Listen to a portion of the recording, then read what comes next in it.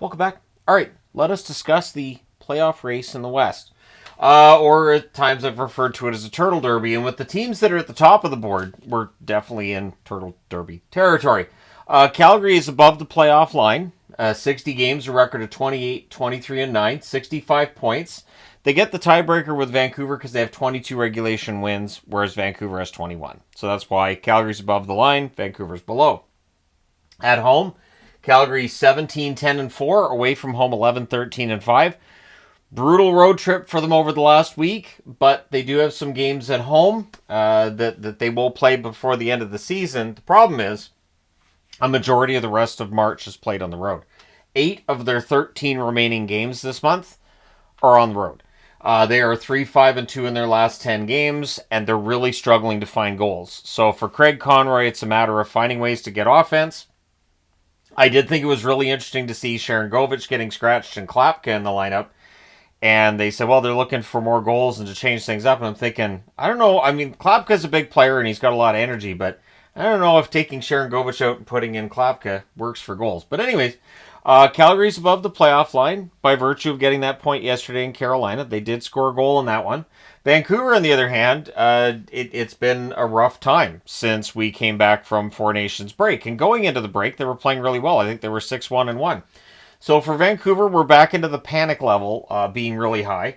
60 games, a record of 27, 22, and 11, 65 points, and 21 regulation wins.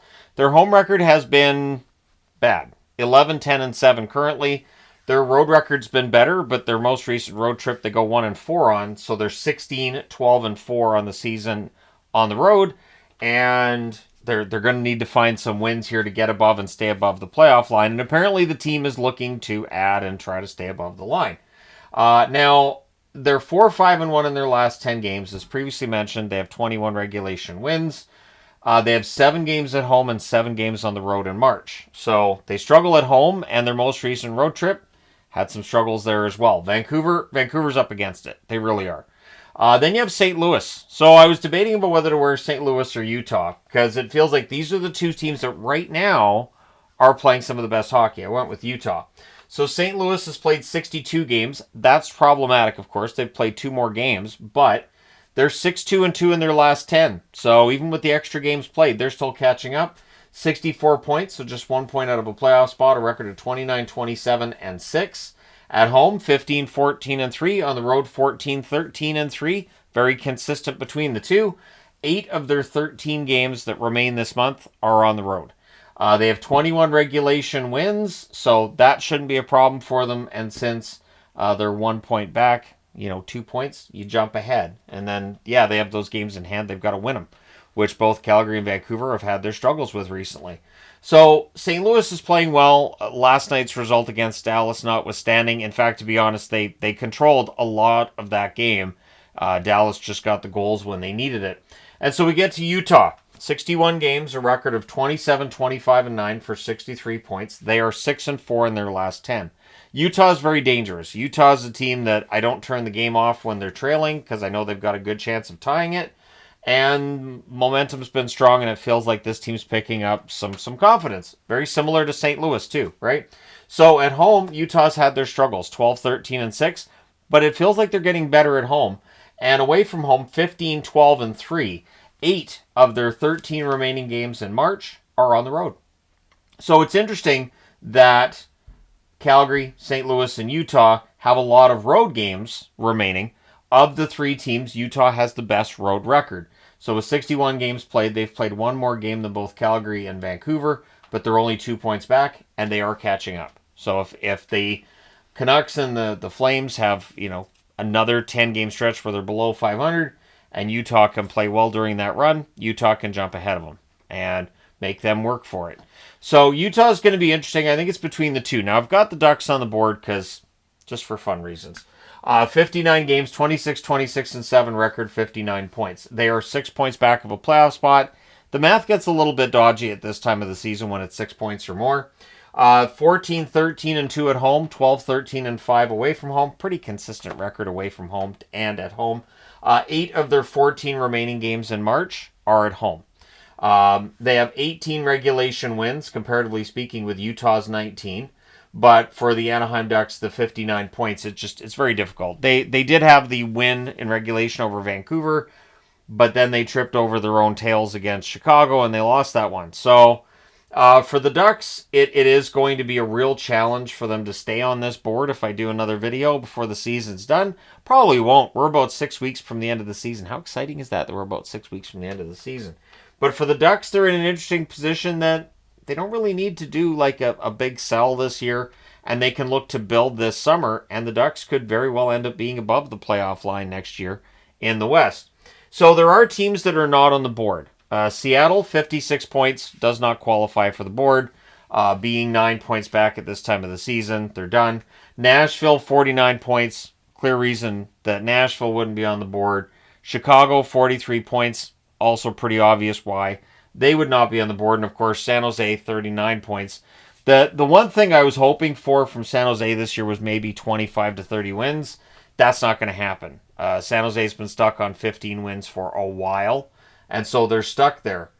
When you look at where these teams are at, and you look at the fact that the trade deadline's on Friday, you can see why we're not seeing a lot of sellers. These 4 teams down here, sellers, absolutely. Seattle, Nashville, Chicago, San Jose. But from Anaheim up, you can understand why a general manager wouldn't want to be selling right now. That Utah's been playing well. You want to make sure you're letting these guys know that they're good players. St. Louis, playing very well too. You want to make sure these guys know. Now, in the case of Calgary and Vancouver, there are Vancouver fans that would like to see them sell. And I don't think Vancouver's going to do it. I'm just throwing out there. It just doesn't... It sounds like they want to add.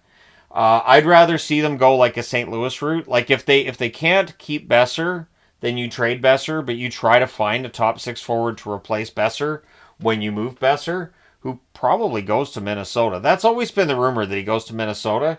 For Rossi and Boldy, I would think. As a Canuck fan, I think that's fair. I think I won't even ask for a first-round draft pick. In fact, the Canucks can throw in a fourth-round draft pick, and you're welcome.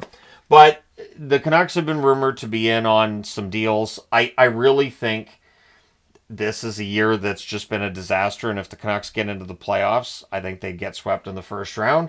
The Flames would be a tough out because their goaltending is very, very good. Whether it's Vladar or Wolf, they're playing excellent. So while the Flames had a really rough last 6 or 7 days here, and they've only got 1 goal to show for it in their last 3 games, we've also seen the goaltenders make sure those games aren't laughers, that those games actually end up being pretty close. In St. Louis's case, I think there's an argument to be made that Binnington might have a little more confidence coming out of 4 Nations, so maybe they keep that run going. And for Utah, I don't think we're going to see a sell there either. There are some expiring contracts, but I guess they'll sit down and try to work those out, or maybe you move somebody at the draft. The team that needs this playoff appearance, I think the Flames would love to have it in a year where they weren't expected to. I think that if St. Louis got into the playoffs this year, that would say a lot for Doug Armstrong's management, and the pickups of Holloway and Broberg would be seen as, kind of genius on his part.